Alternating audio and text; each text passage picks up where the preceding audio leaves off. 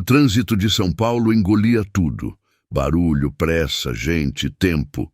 Mas Mateus caminhava devagar, como se estivesse fora daquele ritmo. Sempre que precisava pensar, ele andava. Fazia isso desde os tempos de faculdade. Agora, aos 30 anos, dono de uma empresa imobiliária bem-sucedida, mantinha o mesmo hábito. Tinha estacionado o carro algumas quadras antes e seguia a pé por um bairro simples da Zona Leste. Observava as casas, o comércio, o movimento das pessoas. Os números diziam que ali havia potencial, mas ele precisava sentir o lugar com os próprios pés antes de fechar qualquer negócio. Só que não era apenas o bairro que ele avaliava. Havia algo dentro dele que nunca encontrava lugar. A empresa crescera, o dinheiro viera, o respeito também. Por fora, era um homem admirado. Por dentro, carregava um silêncio antigo. Tentou amar outras vezes, tentou seguir. Mas sempre havia aquele instante, quase imperceptível, em que o coração falhava uma batida ao lembrar de um nome que ele nunca conseguiu esquecer. Yasmin. E bastava essa lembrança para que tudo o que ele havia construído parecesse pequeno demais diante do que perdeu. Ele nem precisava fechar os olhos. O rosto dela simplesmente aparecia. Os olhos escuros, o sorriso tímido, as mãos que carregavam bandejas de salgado na frente da faculdade como se carregassem o mundo inteiro sem reclamar. Quase 7 anos haviam passado, desde que ele havia colocado flores sobre uma terra revolvida e prometido a si mesmo que seguiria em frente. Mas o coração tem uma memória mais teimosa do que a mente. Ele estava prestes a dobrar a esquina quando ouviu. Primeiro foi um som distante, quase confundido com o barulho da rua. Depois, mais claro. Uma voz fina, infantil, improvisada, a voz de uma criança cantando sem nenhuma preocupação com o mundo lá fora. Uma canção que dizia assim: foi num dia comum que o destino resolveu sorrir. Ele comprou um salgado e ela tentou não se perder. Mão a mão prometeram que iam juntos seguir. Amor simples assim que só o tempo vai entender. Mateus parou. Não foi uma decisão. Foram as pernas que simplesmente recusaram continuar. Ele ficou no meio da calçada, imóvel, enquanto os pedestres desviavam ao redor dele como se ele fosse um obstáculo invisível. O coração disparou de uma vez, sem aviso, sem preparação. A mão foi instintivamente ao peito. O ar pareceu escassear, como se alguém tivesse sugado o oxigênio da rua inteira. Aquela letra, aquela melodia adaptada, aquelas palavras naquela ordem exata não eram apenas uma música. Mateus havia ajudado a construir cada sílaba. Lembrava da tarde em que criaram aquilo juntos, sentados na cama, rindo, sem imaginar que aquela brincadeira se tornaria sagrada. Era uma letra que só existia entre eles. Nunca foi escrita, nunca foi cantada para mais ninguém. Fora de Yasmin, aquela música simplesmente não existia. Com o coração fora de ritmo, Mateus seguiu o som. Cada passo parecia desobedecer à própria vontade. Parou diante de um portão simples e ficou ali, imóvel, como se qualquer movimento pudesse quebrar aquele momento. Do outro lado, uma menina de cerca de 6 anos cantava com naturalidade, como se aquela canção sempre tivesse feito parte do mundo. Mateus segurou o portão com força, apenas ouvindo. Não era a cena que o paralisava, era o impossível, porque aquela música não deveria existir ali, e ainda assim existia. Ela cantou mais uma vez o mesmo trecho, com pequenas variações. Ele não sabia quanto tempo ficou ali. Podia ter sido 30 segundos, podia ter sido 5 minutos. Quando voltou a si, percebeu que as mãos tremiam. "Menina", ele chamou com uma voz que saiu mais rouca do que pretendia. A menina parou de cantar e olhou para ele com a seriedade característica das crianças pequenas diante de desconhecidos. "Oi", ela disse sem se mover. "Você pode me dizer onde aprendeu essa música?" Ela inclinou a cabeça para o lado, pensando, como se a pergunta fosse complexa demais para uma resposta rápida. "A mamãe canta para mim toda noite", ela respondeu finalmente. "Ela fala que é a única coisa que ela lembra do papai." O coração dele disparou. O ar faltou. Aquilo era impossível. A única pessoa que conhecia aquela música estava morta. Ele tinha enfrentado o velório. Chorou diante de um caixão fechado. Passou anos tentando sobreviver à ausência de Yasmin. Ela estava morta. A mente de Mateus buscava uma explicação lógica, qualquer uma, mas não havia lógica. Aquela letra não existia no mundo. Nunca foi escrita, nunca foi cantada fora dos dois. E ainda assim, estava ali. Era possível que Yasmin estivesse viva? Amigos e amigas que acompanham o canal Histórias Emocionantes para Ouvir? Essa é uma daquelas histórias mais pedidas aqui do canal e eu precisei trazê-la com todo o cuidado que ela merece. Espero de verdade que gostem dessa que eu trouxe hoje. Se você já está sentindo que essa história vai te pegar no coração, deixa o like aqui e comenta de onde você está me ouvindo. Eu quero saber até onde essas histórias estão chegando, porque cada comentário de vocês me emociona de verdade. Quero mandar um abraço cheio de carinho para a Santina de Aguiar, lá de Balneário Gaivota, Santa Catarina. Para a Vilma Moura, lá de São Paulo, e para o Albanito Moura Marques de Belo Horizonte, Minas Gerais. Vocês são muito especiais para o canal e para quem comentou abraço com o nome da sua cidade, fiquem tranquilos, nos próximos vídeos eu vou chegar até vocês também, tá combinado? Agora, voltemos à história de Mateus, porque ela vai te surpreender. Ali, olhando para aquela menina, ainda em choque, lembrou de anos antes, quando ainda estava na faculdade. Ele morava num quarto alugado perto da faculdade, em São Paulo. Vinha de Santo Antônio do Pinhal, uma cidade pequena encravada entre as montanhas do interior paulista, onde os pais tinham uma pousada cheia de charme e poucos hóspedes na baixa temporada. Era uma vida boa, tranquila, bonita, mas Mateus queria mais.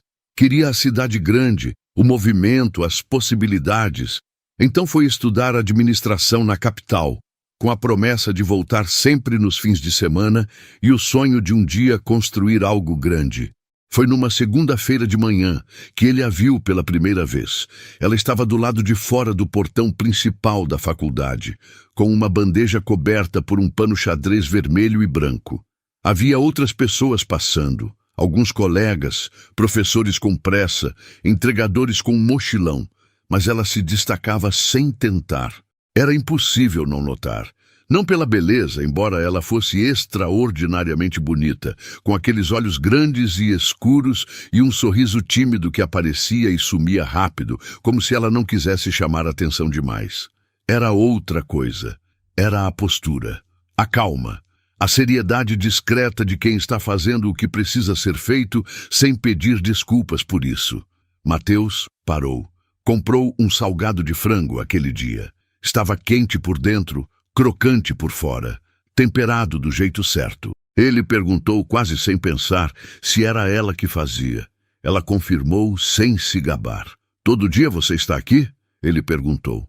"Todo dia útil", ela respondeu, e virou para atender outra pessoa. Ele voltou na terça, e na quarta, e na quinta, sempre com uma desculpa diferente. O pastel estava ótimo, o risole era o melhor que ele tinha comido, o quibe tinha um tempero especial. Ela a atendia com eficiência e simpatia, mas sem se deixar distrair. Havia uma objetividade nela que ele achava ao mesmo tempo intimidadora e fascinante. Numa sexta-feira de chuva, quando o movimento estava fraco e ela começou a recolher a bandeja mais cedo, ele se aproximou sem desculpa nenhuma. "Por que você faz isso?" ele perguntou. "Vender salgado." Ela o olhou por um segundo antes de responder. "Porque meu pai está doente e minha mãe cuida dele. Então sou eu." Dito isso, ela fechou a bandeja e foi embora na chuva, com um guarda-chuva pequeno que mal a cobria. Mateus ficou parado na calçada molhada, sentindo que havia acabado de ter uma conversa que mudaria alguma coisa nele. Ele só ainda não sabia o quê. O namoro não aconteceu de uma vez. Cresceu devagar, da mesma forma que as coisas que duram costumam crescer. Ele passou a ajudá-la a carregar a bandeja, depois a esperar o fim da tarde para andarem juntos até o ponto de ônibus.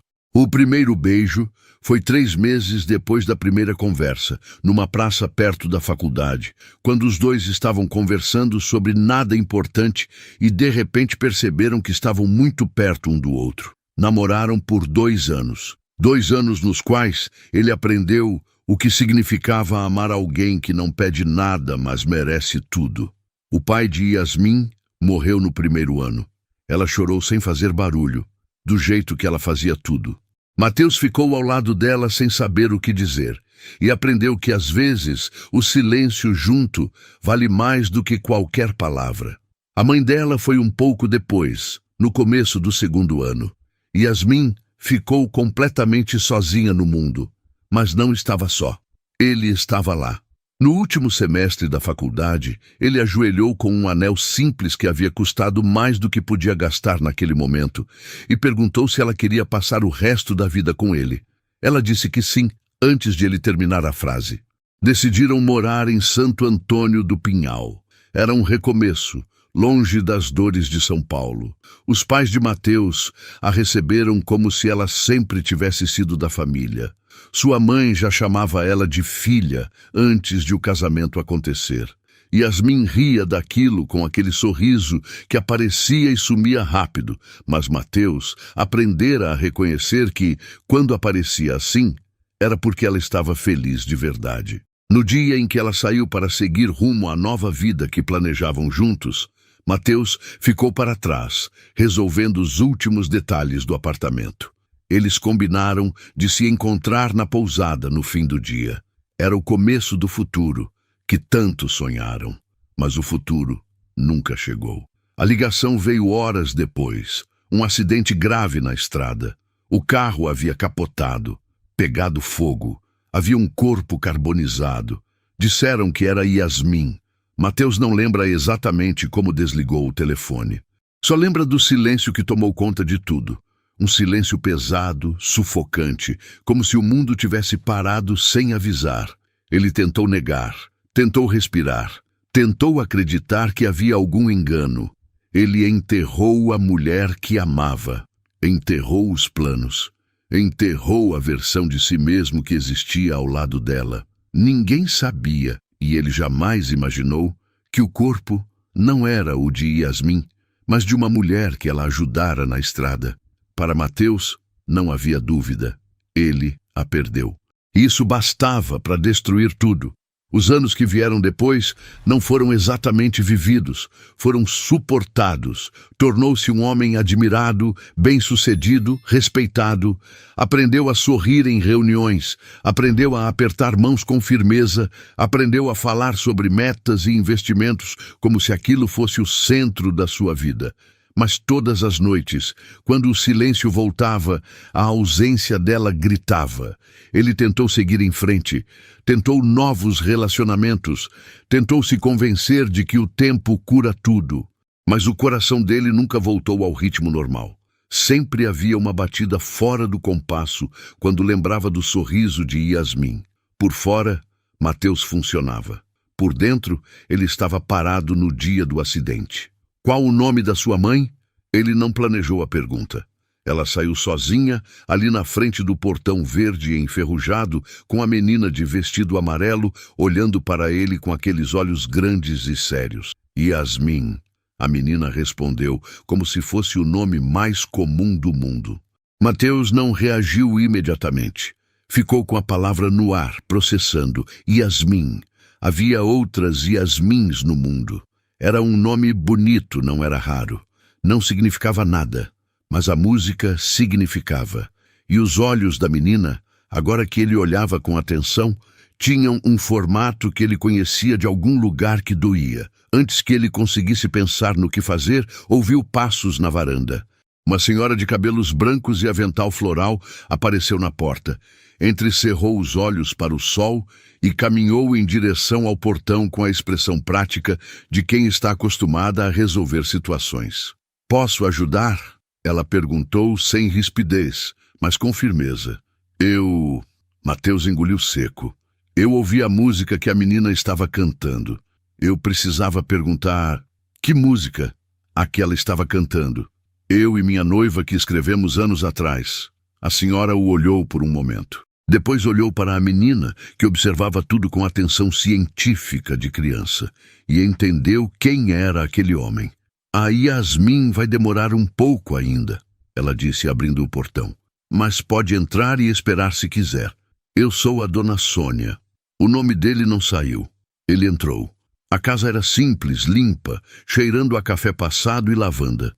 Havia bordados na parede, uma televisão antiga, uma estante com livros de enfermagem e romances de capa desgastada. Dona Sônia o fez sentar à mesa da cozinha e pôs uma xícara na frente dele, sem perguntar se queria. Ela contou enquanto o café esfriava. Havia trabalhado por 30 anos como enfermeira num hospital na zona norte de São Paulo.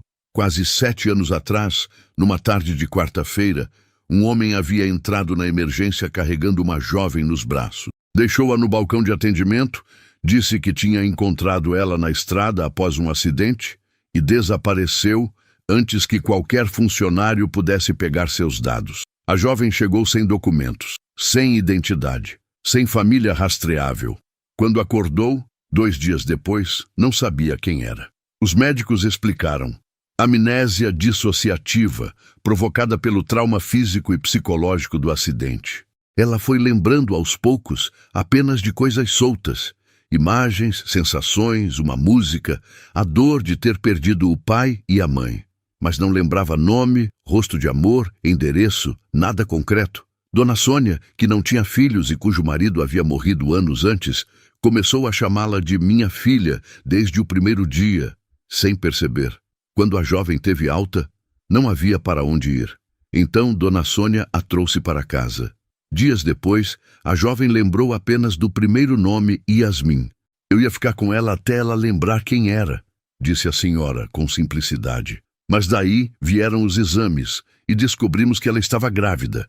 E o bebê estava bem, apesar de tudo. E ela ficou. E a gente ficou. Ela deu de ombros com um afeto enorme naquele gesto simples. Anos depois, ela ainda está aqui. Mateus tinha as mãos abertas sobre a mesa. Não conseguia falar. Foi então que ouviu passos no corredor. Yasmin apareceu na entrada da cozinha com o cabelo ainda úmido do banho, uma toalha jogada no ombro e uma expressão despreocupada que mudou imediatamente ao ver um desconhecido sentado à sua mesa. Ele a reconheceu com cada célula do corpo. Ela não reconheceu nada. Quem é você? Ela perguntou com a voz cautelosa de quem aprendeu a ser cuidadosa com estranhos. Mateus abriu a boca. Fechou. Abriu de novo. Eu era seu noivo, ele disse. E me disseram que você havia morrido. O silêncio que se seguiu foi o mais denso que ele já sentiu na vida. Yasmin ficou parada na entrada da cozinha por um longo segundo. Depois, sentou devagar na cadeira do outro lado da mesa, como se as pernas tivessem pedido permissão ao cérebro antes de agir. Dona Sônia discretamente pegou a menina pela mão e levou para o quarto. Eles ficaram sozinhos. Mateus tirou o celular com mãos que ainda tremiam. Abriu a galeria de fotos. Havia feito backup de tudo anos atrás. As fotos antigas haviam sobrevivido em nuvem sem que ele soubesse exatamente por quê. Talvez soubesse. Talvez nunca tivesse conseguido deletar. Colocou o celular sobre a mesa e deslizou as fotos uma a uma. Os dois na frente da faculdade. Ela com a bandeja, rindo de alguma coisa que ele havia dito. Os dois na pousada de Santo Antônio do Pinhal, com as montanhas ao fundo. O anel na mão dela, no dia do pedido. Yasmin olhou cada foto com uma expressão que Mateus nunca havia visto nela antes. Aquela de quem olha para o próprio rosto e não se reconhece. Mas havia outra coisa também. Uma tensão nos olhos. Algo que vibrava abaixo da superfície. Como memória que quer subir, mas não encontra o caminho. Ela começou a chorar em silêncio. Não foi um choro de reconhecimento. Foi o choro de quem passa anos sentindo que falta algo, sem saber o que é. E, de repente, tem um nome para o buraco. Mateus contou tudo. Ela ouviu tudo. Depois ela contou o que sabia, que era pouco, que eram fragmentos, que havia anos tentando juntar pedaços e nunca formava uma imagem completa. que a música era a única coisa que ela carregava com certeza e que cantava para a filha todas as noites, porque sentia que era importante, que era do papai, mesmo sem saber o nome ou o rosto do papai. Quando ele saiu naquela noite, tinha pedido apenas uma coisa: me dê uma chance, não de te fazer lembrar, só de reconquistar você. Todo dia, do começo. Ela não disse sim imediatamente, mas não disse não.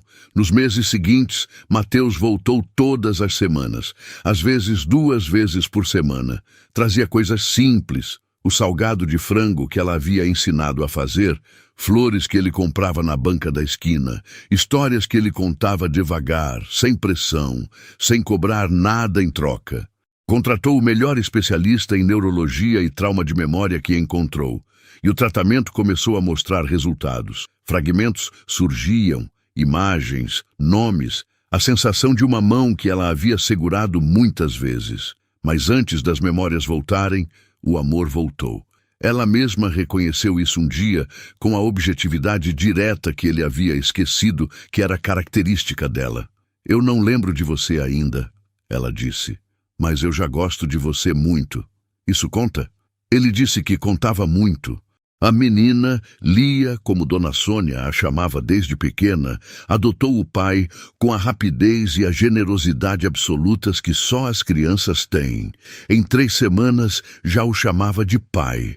Em 2 meses já brigava com ele por causa de sorvete, como se sempre tivessem sido família. Quando Mateus levou as 3 para Santo Antônio do Pinhal, a pousada estava preparada.